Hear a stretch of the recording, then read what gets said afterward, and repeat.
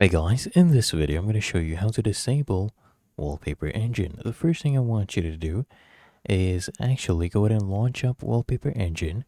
Come at the top right, click here on Settings, and then I want you to just go ahead and click here on General and make sure this one is actually toggled off where it says Start with Windows Automatic Startup. Make sure this one is toggled off, and then I want you to click here on OK.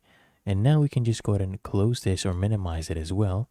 But what you mainly need to do once that is done, you click on this arrow that points up to show all your hidden icons. And then I want you to just look for Wallpaper Engine. I want you to right click on it.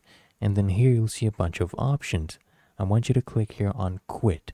And as soon as you do that, you've basically disabled Wallpaper Engine. Even when you restart your PC, it will not automatically be toggled on. Really that easy, and that is how to disable Wallpaper Engine. If you found this helpful, make sure you smash the like button and subscribe to the channel. It really helps me out as well.